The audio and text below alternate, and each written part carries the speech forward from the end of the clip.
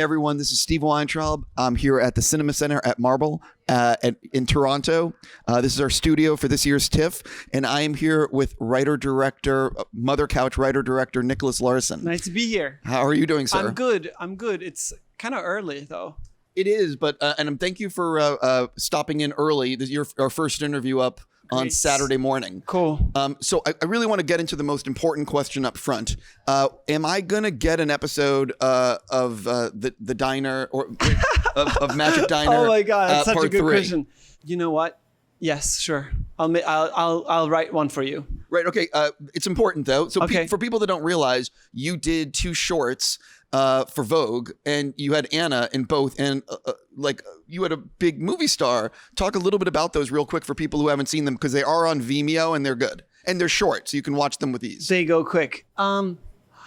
Dude, it's a great story actually. So they did approach a bunch of really cool directors for making those shorts, right? Because it was a great opportunity for directors to work with actors for their magazine covers or whatever. I think Vogue has this like 1 actor, 1 model, and then like they have 12 issues a year. So it's like 6 shorts with actors. And me and Alicia, we were great friends. And all of a sudden she was doing her Oscar push for The Danish Girl, and Vogue calls me. They're like, would you want to write something? We have a secret. But we can't tell you who's on the cover yet.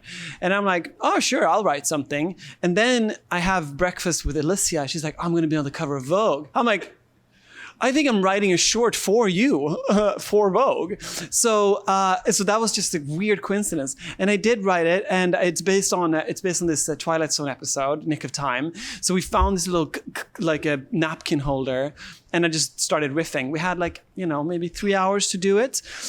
It was supposed to be Matt Damon coming in the diner. Yeah, this is true. It was supposed to be Matt Damon. He wanted to do it, but he was in Las Vegas shooting, I think, the Bourne film. So he was like, unfortunately, I'm stuck in Vegas.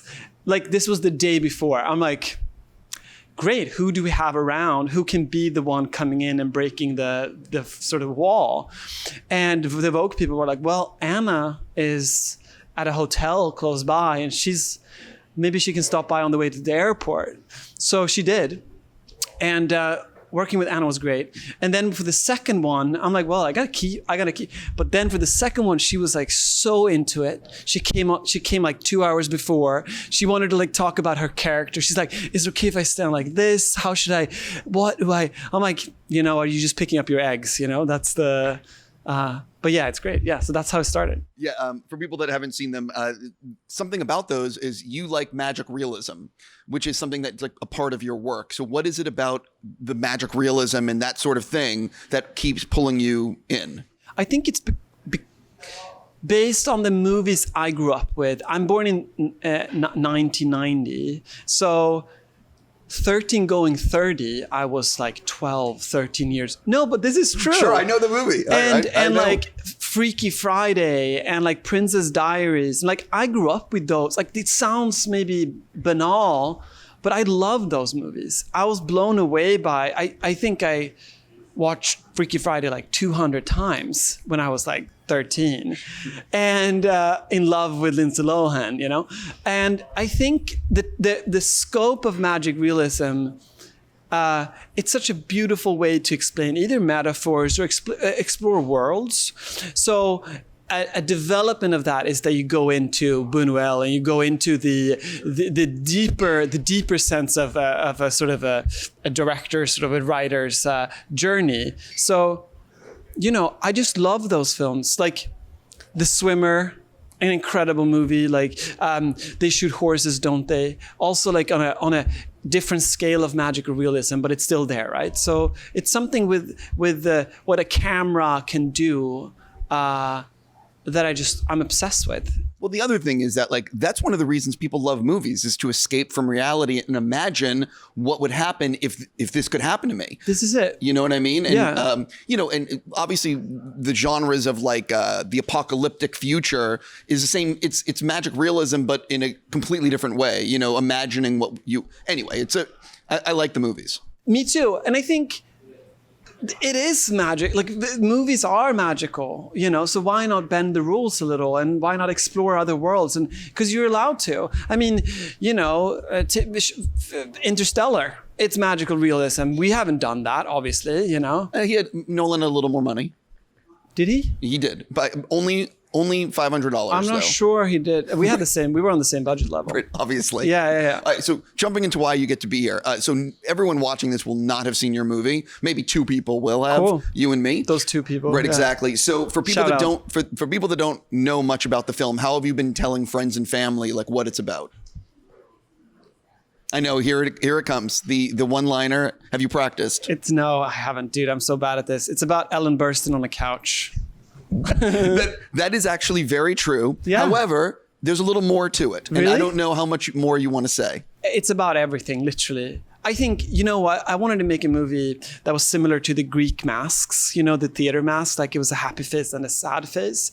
And, you know, they flip really quickly to go with that's the villain and and I think that's very intriguing. That's beautiful. That's cinema. And that's what it should be.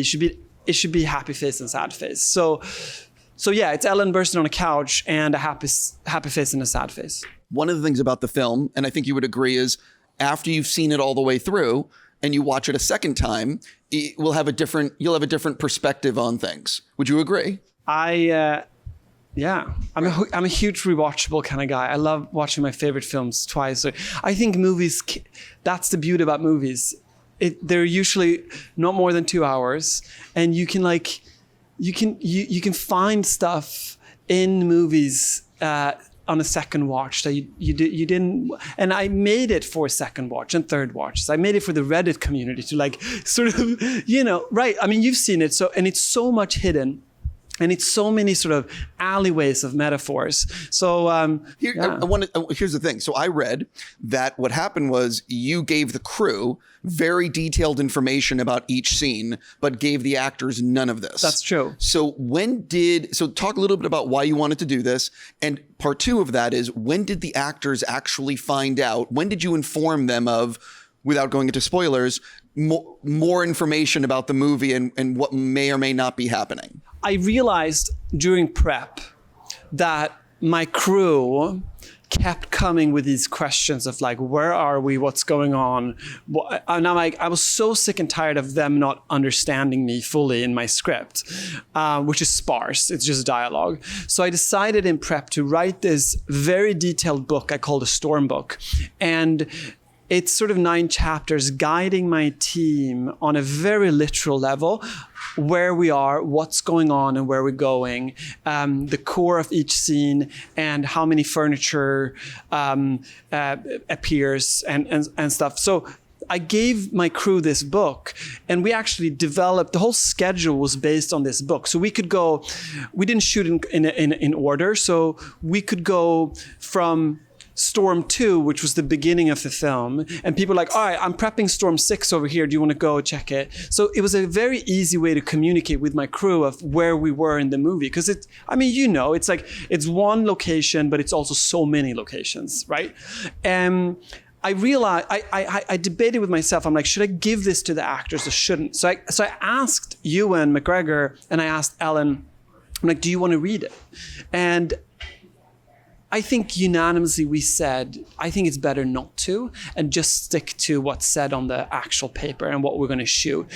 And by doing that, it was a beautiful way of them not knowing, but the crew knew exactly where we're going and what was going on. And we had conversations, me and Ewan and Ellen and Taylor. We're like, all right, should we know here exactly where we're going? And I'm like, no, explore it. Let's go explore this scene. Let's see where this takes us. And sometimes, because I wrote the Storm book before shooting, sometimes I had to change the Storm book. I'm like, all right, they actually discovered something in the scene that I didn't see coming. So it was a kind of a translation between the actors in front of the camera and the crew, you know? Here's the thing though, there are some directors, like let's talk about a Kubrick. And I'm not putting you in the Kubrick thing, obviously, because that you got to you have to have a much longer resume. Right. But what I'm saying is there's a lot of directors, i.e. Kubrick, that do not want to explain things. And there are other directors who really do like to break down things.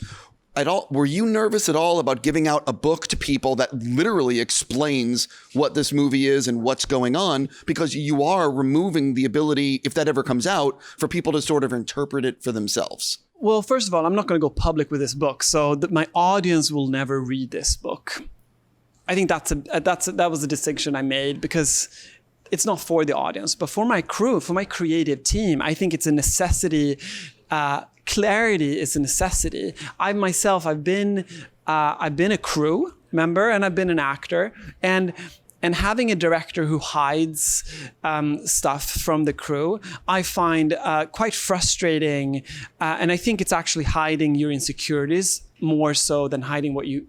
So I'm like, I know exactly where I want to go. Why not just tell my team where I want to go, and we can together go there? Because it's a very complex film, and I needed them to be on par with me in order to spitball ideas of how walls should break and where we were going, So this is probably the next most important question from the beginning. As someone who lives in, I believe, Sweden? Yeah, right. I live in New York, but I'm Swedish. Right, exactly. So how do you feel about IKEA? Fucking love IKEA. Are you kidding, man? It's funny because when I was a kid, it was a game. It was a Swedish game. You hid in like cabinets and closets and underneath rugs or whatever till closing hours. And they have night guards, but they usually just have one night guard who makes rounds. So you stayed after hours with friends and you just lived there and you just hid because it's so big, right? Sure. Yeah, and it's a surreal experience because it's a theater because it stages. I mean, everyone who's been at IKEA would know that it's like a kitchen, and then you walk into a living room, and then so you get the life experience. Have you ever thought of someone from there? Because personally, I mean, IKEA is a movie waiting to happen. I just don't know what the movie is. Do you know what I mean? Yeah. Yeah. He's quite a controversial figure, the guy who started. So either Perhaps. It's a really dark biopic or a funny blue and yellow. I don't know what that would be, but I think maybe this is a little bit of a IKEA. To be honest, there is a little bit of an IKEA-esque to this. Good. Yeah. I like it. So one of the things about the film is that you have to decide where and when you want to reveal information to the audience. So in the editing room, did you make any changes, and how did it sort of work? Because you do have to eventually give things. Yeah. It was a ride, man. It was one of those things. It was a puzzle to make sure not giving too much, but not withholding too much, because that's just frustrating to watch. It was a point in the edit, let's say 4 months in, where it didn't make any sense, the film. And were you ready to jump out of a window? Yeah, no, kill myself. But I didn't, thank God. And you find your way in, and then you start introducing moments of clarity, and then you reach a point when it's too clear, everything is too clear, and you're like, all right, we're not going here. So now you have two, and then you find this little weird middle ground. And I remember starting testing the film. It was a beautiful narrative, going from people saying I didn't get this at all to people actually getting the themes and the story. I'm like, all right, cool, here we go. This is it. This is a good place to be. So this is your first feature, yes. And I'm curious, you put together a great cast. Did you have like blackmail pictures on Ewan and everybody else, or how did you manage to pull everyone into the movie? Yeah, no, I hired a bunch of paparazzis, and I nude shots of Ellen, through the window of her. Course. Yeah. And I just said, look, do you want this or do you want to make my movie? I'm a letter writer. I wrote letters to them. No, it's a dream cast, man. Like it's one of those things that I'm so lucky to. I'm so bad with mics. Yeah, I'm like as he's going like this. Yeah, I'm so lucky to. I'm a floater. I'm so lucky to. These are the best actors in the world. Like I think when you write something genuinely. From the heart, I think actors have an incredible ability to sense truth in a script. I think that's what they read, and that's why I was able to get this cast. because I was truly writing from the heart.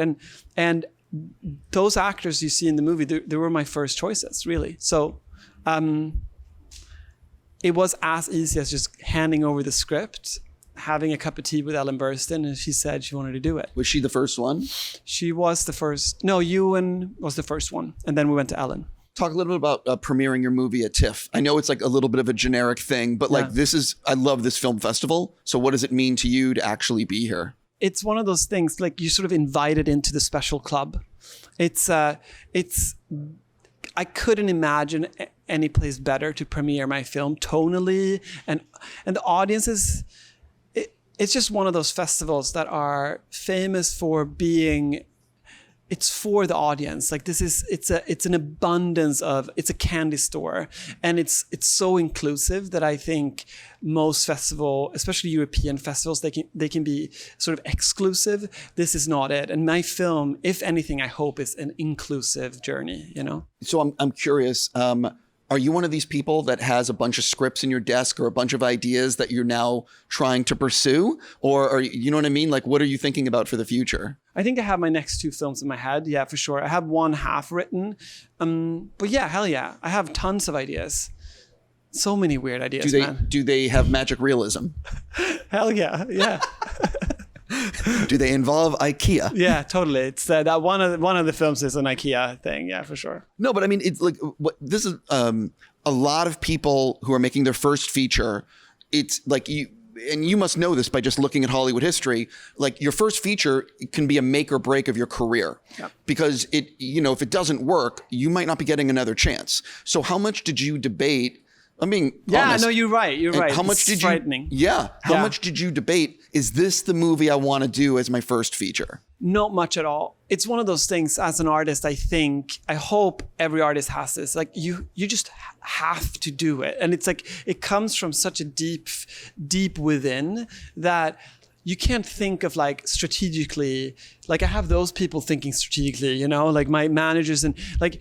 And even if they say, I don't think this is a good, because people did say that. People said, maybe it's too pushy, maybe it's too weird, but if it's something as an artist, I need to paint this picture, then I just have to paint it, right? So I try not to think about that at all. I don't want to be a strategist at Wall Street. I'm not that kind of, this is from the heart. This is a messy, I think, beautiful, emotional ride that I think a lot of people can relate to. I can, and if I can, I hope a big audience can as well, you know. Yeah, my thing and the thing I enjoyed about your movie is I wasn't exactly sure where it was going. Right. And I think you've seen a lot of movies. We've all seen a lot of movies. And anytime I'm watching a movie, like I can predict so much when I'm watching a film because when a movie's 2 hours, there's only so many places it can go. So anytime I don't know where it's going to go, I'm like, great. Yeah. Because it keeps me invested. You're right. And those are the movies I truly love those movies because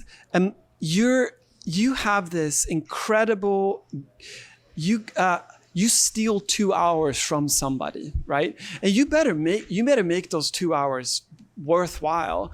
And I feel sometimes when I can predict a movie, I sit there, I've invested this time, and I know exactly where the movie is going, and the movie is going exactly where I thought it was going. I'm like, yo, I could have just dreamt this up and stayed home, you know?